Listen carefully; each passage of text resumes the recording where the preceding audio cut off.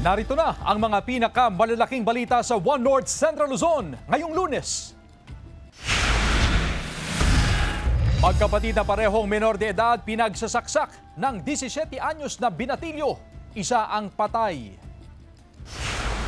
Dalawang magsasaka, sugatan matapos masabugan ng napulot na dinamita sa Dumalneg, Ilocos Norte. 60-day rice importation ban nagsimula na ngayong araw. Presyo ng ibinebentang imported rice tumaas. At ang kwento sa likod ng mahabang Christmas celebration nating mga Pinoy, alamin.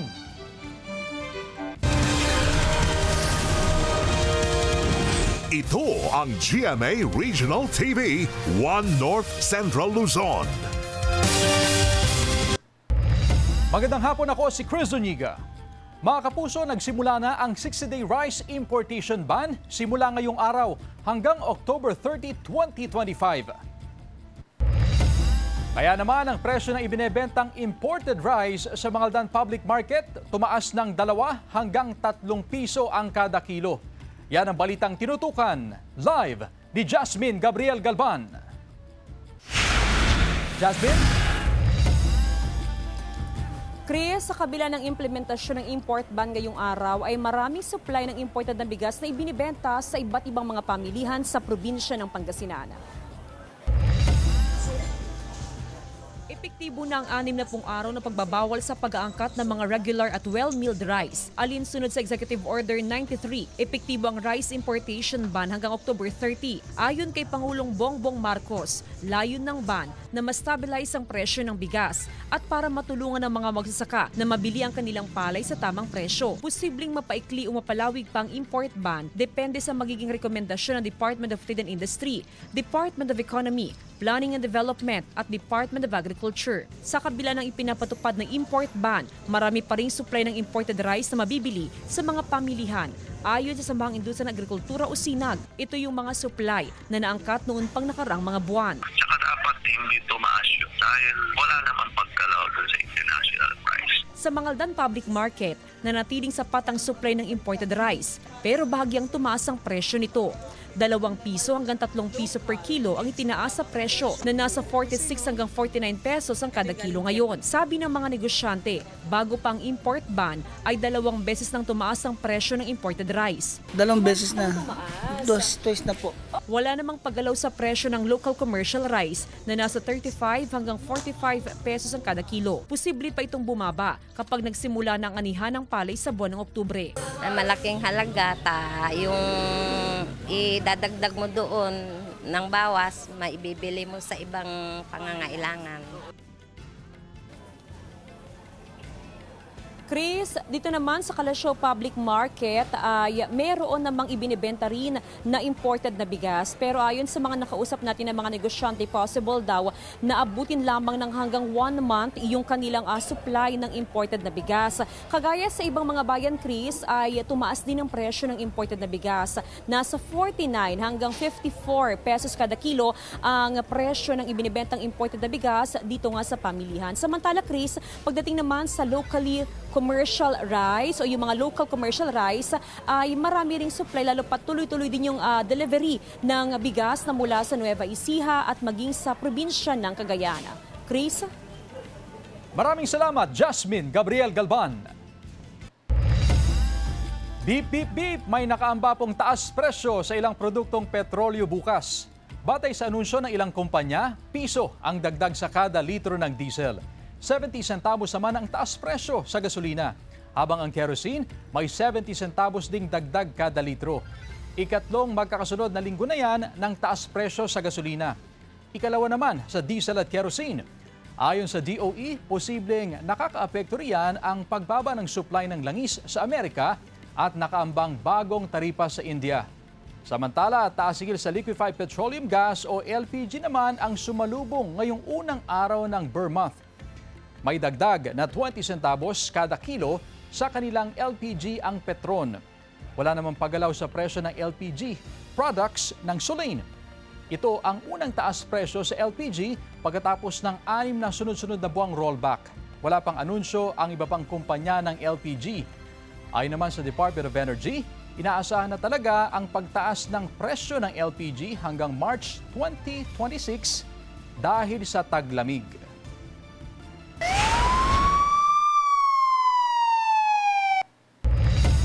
Nasawi ang 14 anyos na dalagita habang kritikal naman ang 4 na taong gulang niyang kapatid matapos na pagsasaksakin sa Barangay Calog Sur, Abulug, Cagayan.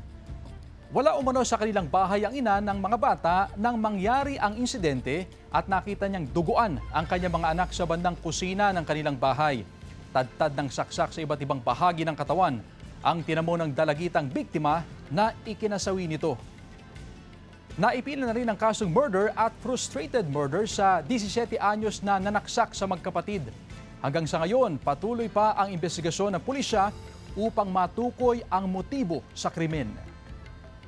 Mga nagsasabi po na itong suspect nga po natin dito sa pananaksak yan sa bayan ng Abulug ay meron po siyang history, kumbaga na meron siyang problema sa pag-iisip. However, hindi po tayo doon na magtatapos para sabihin po natin na yung suspect nga po ay merong problema sa pag-iisip. Dalawang bangkay ng lalaki ang natagpuan sa isang ilog sa City of San Fernando, Pampanga at Dingras, Ilocos Norte. Tutukan sa report ni Glam Caligdan Dizon. Natagpuan ang bangkay ng isang lalaki sa bahagi ng ilog sa Barangay Santa Lucia, City of San Fernando, Pampanga. Kinilala ng pulisya ang biktima na si Angelo Ramos, 70 taong gulang at residente ng Barangay San Pedro, Kutud. Base sa impormasyong nakalap ng pulisya sa ilang saksi, huling nakitang naliligo sa ilog ang biktima. Ayon sa mga otoridad, sinubukan pa ng pamilya na hanapin si Ramos dahil malapit lamang ang kanilang bahay sa pinangyarihan ng insidente. May nakikita doon din na sabi, ba't diyan ka naliligo? Then after a while, nakita na siya na lumulutang yun. Samantala, bangkay na ng matagpuan ng 74 na taong gulang na lalaki sa kanyang pastulan ng alagang hayop. Kwento ng kanyang anak, alas 3 ng hapon kahapon nang magpunta ito sa bukid upang ipastol ang mga alaga. Bandang hapon, lumakas umano ang ulan, kaya inakala ng mga kaanak na sa kubo matutulog ang biktima. Pero kaninang umaga, natagpuan ang bangkay nito sa bahagi ng Burnay River sa Barangay Barusbos, Dingras, Ilocos Norte. Hinala ng anak na maaaring nalunod ang kanilang padre de pamilya dahil kailangang tumawid sa ilog bago makarating sa pastulan ng kanyang mga alagang hayop. Subsublente ang mumi, naturo sa jay balay na jay bangir. Yung tatay bigatin, napanak jay bagatan. Teka anak akong baga na mo nga, baka nitatang mo ti radtuyin ko na natayin ko. Glam Caligdan Dizon, One North Central Luzon. Samantala, Vince Dizon nanumpa na bilang DPWH Secretary at ilang mambabatas naman ang suportado ang pagkakatalaga sa kanya. Narito ang report. Nanumpa na bilang kalihim ng Department of Public Works and Highways si dating Transportation Secretary Vince Dizon. Pinalitan ni Dizon si Manuel Bunoan sa DPWH sa gitna ng mga kontrobersiya sa flood control project sa bansa. Sabi ni Pangulong Bongbong Marcos, pinili niya si Dizon na maging DPWH Secretary dahil sa magandaan niyang performance ni Dizon bilang Transportation Secretary. May karanasan na rin daw si Dizon sa public works sector. Nagpahayag na rin ng suporta ang ilang mambabatas sa pagkakatalaga ni Dizon sa DPWH. Si Undersecretary Giovanni Lopez naman ang kapalit ni Dizon sa DOTR. Ang nag-resign na Department of Public Works and Highway Secretary na si Manuel Bunoan, suportado raw ang pagsusulong sa transparency, accountability at reforma sa dati niyang kagawaran. Ayon sa Presidential Communications Office, sinabi yan ni Bunoan sa resignation letter niya sa Pangulo. Bago magbitiw sa pwesto, naglabas pa ng video nitong Sabado ang DPWH kung saan sinabi ni Bunoan na hindi resignation ang paraan para maresolba ang mga problema sa kagawaran. Hindi rin daw niya kinukonsinti ang anumang katiwalian sa DPWH. Sabi ng ilang kongresista, hindi sapat na nag-resign si Bunoan bilang DPWH Secretary. Kailangan daw may managot sa mga maanumalya umanong flood control projects. Samantala, matapos dumalo sa Senado, nakapanayam ng GMA Integrated News si dating DPWH Secretary Manuel Bunuan. Ipinaliwanag niya kung bakit nga ba siya nag-resign. Well, I think it's been lingering na dito clamor, and I think for accountability and to give the President a fresh yung mapurso lahat yung institutional reform that he would like to do. I think it would be better for me to for somebody else to take over. Fresh start to that. Jasmine Gabriel Galban, One North Central Luzon. Unang araw ng Burr Months, ramdam na sa Dagupan City. Tunghayan sa report ni Sandy Salvacio. Mga kapuso, it's the day of the year na naman kung saan pagbukas pa lang natin sa ating mga radyo,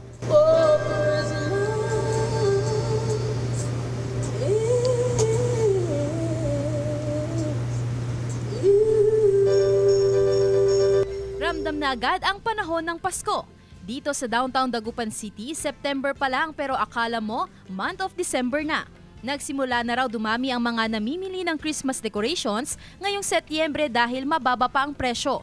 Kasi yan, every time na sasapit na yung Burr month, talagang itong September na to, yun ang preparation namin. Saka isa pa, para na sa ganun, yung may feature namin yung mga paninda namin. Para kay Johnny na nag-aayos ng mga Christmas decorations, iba raw ang saya at liwanag na dala ng mga palamuting pampasko. At kung tatanungin naman kung anong regalo ang nais niyang matanggap sa Kapaskuhan, sana bigyan tayo ng asenso sa buhay, tapos pagmamahalan sa isa't isa. Nasa tradisyon na ng mga Pilipino ang mahabang selebrasyon ng Kapaskuhan bago pa man ang December 25, na mismong araw ng Pasko. Ayon sa isang history professor, maraming dahilan kung bakit ito na ang naging kaugalian ng mga Pinoy. One reason also why we have the longest celebration of Christmas is because predominantly the Philippines is actually dominated by Catholics. And as a country that is very religious, we are trying to hope and to have the sense of hope and longing for the birth of our Lord Jesus Christ. Ilang buwan pa bago dumating ang buwan ng Disyembre, pero para sa ating mga Pilipino, pagpatak pa lang ng Burr months, mistulang everyday is Christmas na. Kasama si Daryl Peralta, Sandy Salvacio, One North Central Luzon.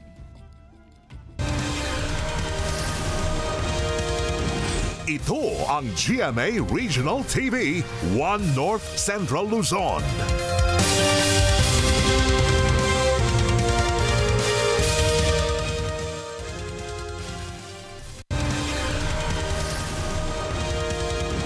Ito ang GMA Regional TV, One North Central Luzon.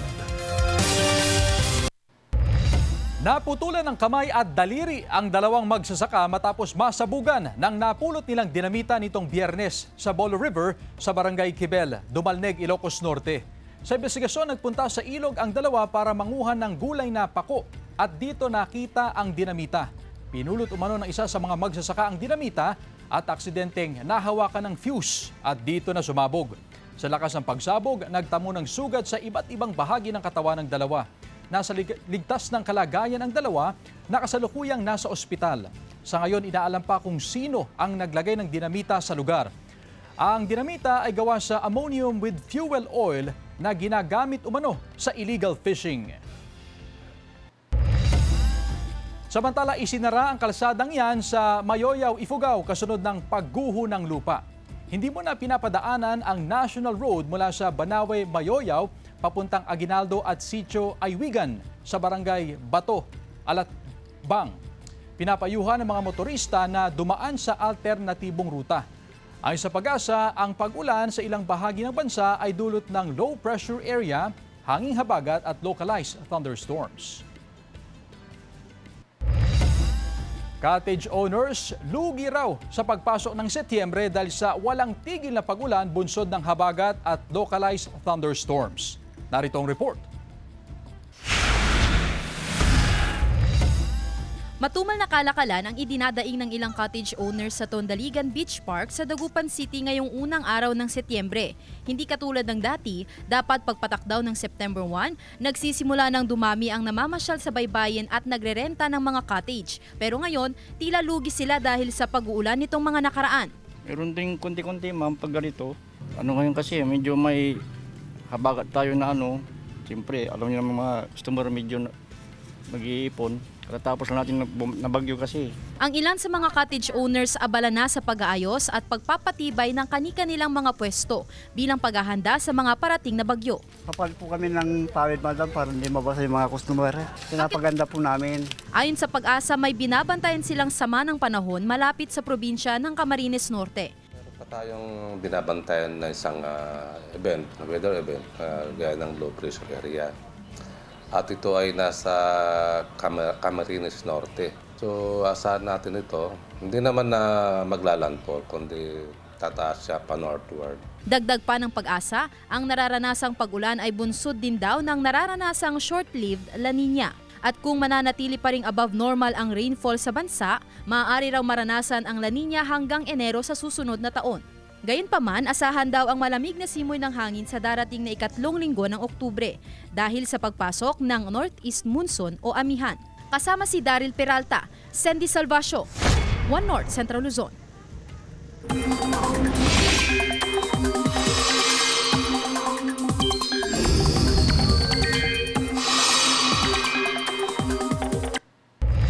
Mga kapuso, patuloy na kumikilos sa loob ng Philippine Area of Responsibility ang low pressure area, kasabay ng pag-iral pa rin ng habagat. Uling namataan ng LPA kaninang umaga sa layong 670 kilometers east-northeast ng Virac, Catanduanes.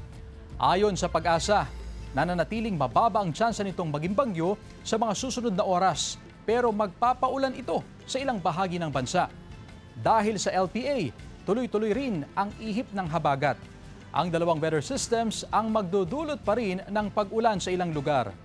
Base sa datos ng Metro Weather, mataas pa rin ang tsansa ng ulan sa malaking bahagi ng Northern at Central Luzon. May tsansa ng malalakas na ulan sa Cagayan Valley, Ilocos Region at ilang probinsya sa Central Luzon. Posible rin ang pag-ulan sa iba pang bahagi ng bansa. Pondo para sa Expanded Centenarian Cash Gift sa mahigit 400 na senior citizens sa Mangaldan, Pangasinan, aprobado na. Sundan sa report. Aprobado na ang pondo para sa Expanded Centenarians Cash Gift ng mahigit sa 400 na senior citizen na nagdiwang ng kanilang 80th, 85th, 90th at 95th birthday simula March 17 hanggang December 31, 2024. Ayon sa OSCA Mangaldan, naiproseso na ang pondo para sa 10,000 pesos cash gift. Posibleng bago matapos ang buwan ay may pamahagi na ang pera sa mga beneficiary. May good news na nirelay sa amin ng NCSC La Union that they are now processing. Malaking tulong ito sa mga beneficiary. Kahit pa paano raw ay makatutulong ito sa araw-araw na pangangailangan ng mga senior citizen. Nakakatulong first sa kanilang gamot and then food. Samantala, ipinoproseso na rin ang aplikasyon ng mga senior citizen na magiging beneficiary sa 3rd at 4th quarter ng taon. As of September 1, 2025, kabuang 980 ang beneficiary ng Expanded Centenarian Act sa bayan. Kasama si Jing Dakanay, Jasmine Gabriel Galban, One North Central Luzon.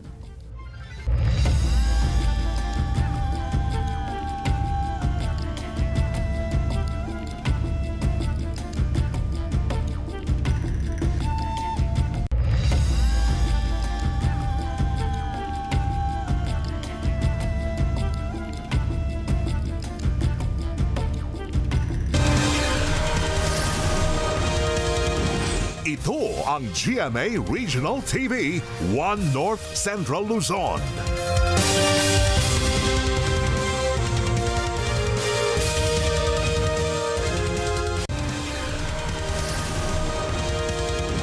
Ito ang GMA Regional TV, One North Central Luzon. Mahigit 2,000 suspected cases ng HFMD na itala sa Region 1 ngayong 2025. Narito ang report. Nasa kabuuang 2,023 na suspected cases ng hand, foot and mouth disease o HFMD ang naitala sa Region 1 simula January 1 hanggang August 10, 2025. Mas mataas ito ng lampas 1,400% kumpara sa 131 suspected cases na naitala sa parehong panahon ng 2024.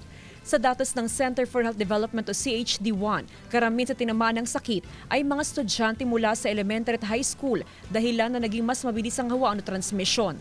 Una ma'am, nakita natin ma'am yung pagbubukas po talaga ng mga eskwelahan natin. Ayon po dun sa surveillance namin ma'am, most affected ay yung ating school-age children. Sa Mangaldan, Pangasinan, mas pinalawig ang mga hand-washing facility sa lahat ng mga paaralan. 1:100 ang ratio ng hand-washing facility sa isang eskwelahan. Sa Mangaldan Central School, bukod sa 7 hand-washing facility sa loob ng compound, ay meron pang kanya-kanyang hand-washing area sa silid-aralan. Highly encouraged po sa mga learners po namin dito sa Mangaldan Central na sila po ay maghugas ng kamay before at after eating po. Para malayo ang sakit. Dito sa hand-washing facility ng Mangaldan Central School ay mayroon ng nakapaskil na karatula kung saan nakaimprenta yung hand-washing steps para mapalalahanan ng mga learners sa tamang paraan ng paghuhugas ng kanilang mga kamay. Para makaiwas sa HFMD na may tuturing na viral infection, mahalagang panatilihing malakas ang resistensya ng katawan. Sakaling makaranas ng sintomas ng HFMD, agad magpakonsulta sa doktor. Kasama si Jing Dakanay, Jasmine Gabriel Galban, One North Central Luzon. Sinimulan na ng pamahalang lungsod ng Baguio ang implementasyon ng Free Youth Meals for College Student Program. Sa ilalim ng programa, makatatanggap ang mga kwalipikadong college student ng food vouchers na nagkakahalaga ng 2,500 pesos kada buwan na maaaring ipalit sa mga accredited na kainan sa lungsod. Lain itong mabawasan ang suliranin sa food insecurity at matulungan ang mga estudyante na magpatuloy sa kanilang pag-aaral. Ayon sa City Social Welfare and Development Office, prioridad ng programa ang mga estudyante na mula sa low-income families na residente ng Baguio City. Nakapaloob sa programa ang 2.64 million pesos fund para sa unang taon ng implementasyon na maaari pang madagdagan depende sa rekomendasyon ng CSWDO. Tinatayang 100 estudyante ang magiging unang benepisyaryo. 8 bagong kalsada na ginawa sa pamamagitan ng Kapit Bisig Laban sa Kahirapan o Kalahi Program ng DSWD ang binuksan sa Ambagyo, Nueva Vizcaya noong Huwebes. Matatagpuan ang mga kalsada sa Barangay Tiblac, Amueg, Kamandag, Labang, Napo, Poblasyon, Salingsingan at Duli.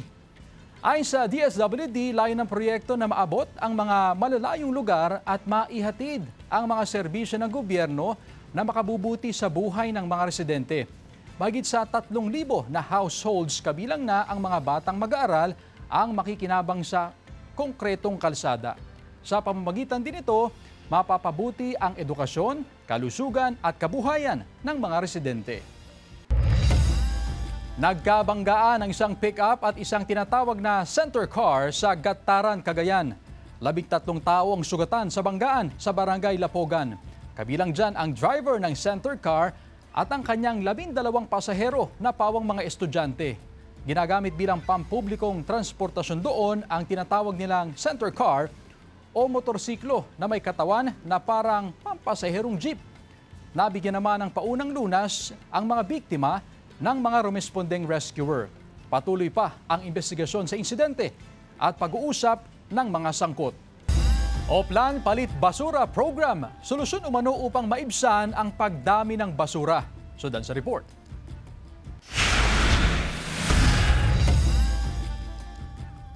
Kaliwat kanan ng pasanin sa baha.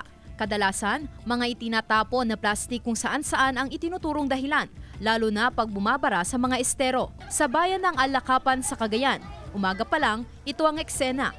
Bitbit ng mga residente ang mga sako-sakong plastic bottle, mga supot ng chichirya at iba pa.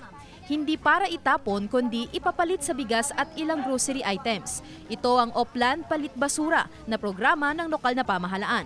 Per kilo ang palitan. Sa 1 kilong plastic wrapper o di kaya plastic bottles, may bigas at grocery items ka na. as per record siguro ng every year kasi yung kwan namin, estimate namin nasa 5 tons po yung basura na. Yung mga barat, yun ang ginagawa namin minsan, kinukuha namin yung mga basura sa mga estero, mga ng set. Pag natapos namin yung mga barangays, Walang tapon sa mga nakokolektang basura. Ipinoproseso ang mga plastic wrapper at containers sa shredder at idadaan sa hydraulic brick maker. yung sa bricks naman po, sir, ginagamit namin sa pagpapaganda ng mga schools, mga nursery schools. Pag magre-request po yung mga DepEd, bibigyan po namin sa... Mainam na rin daw na kahit ang mga bata ay natututo rin sa proper waste disposal and segregation. At ang palit basura sa mga paaralan, school supplies at hygiene kits naman ang kapalit. Ayon sa Menro, malaking tulong ang programa para maibsan ang problema sa baha na dulot ng mga basura. Sandy Salvacio, One North Central Luzon. Iba't ibang putahe ng tilapia tampok sa Minalin, Pampanga. Silipin sa report. Kung tilapia ang pag-uusapan, ang unang pumapasok sa isip, prito or sinigang. Pero sa bayan ng Minalin sa Pampanga, binigyan ito ng bagong anyo at modernong twist sa Fort Minalin Cooking Contest. Tampok sa patimpalak ang mga kakaibang potahe gaya ng honey butter glazed tilapia, tilapia sushi, tilapia shawarma, at ang crowd favorite na tilapyaki pasta na stand out hindi lang sa lasa kundi pati sa plating. Ayon sa lokal na pamahalaan, layon ng cook-off na ipagmalaki ang mayamang industriya ng tilapia sa bayan. Isa kasi ang Minalin sa mga top producer ng tilapia, hindi lamang sa rehiyon kundi sa buong bansa.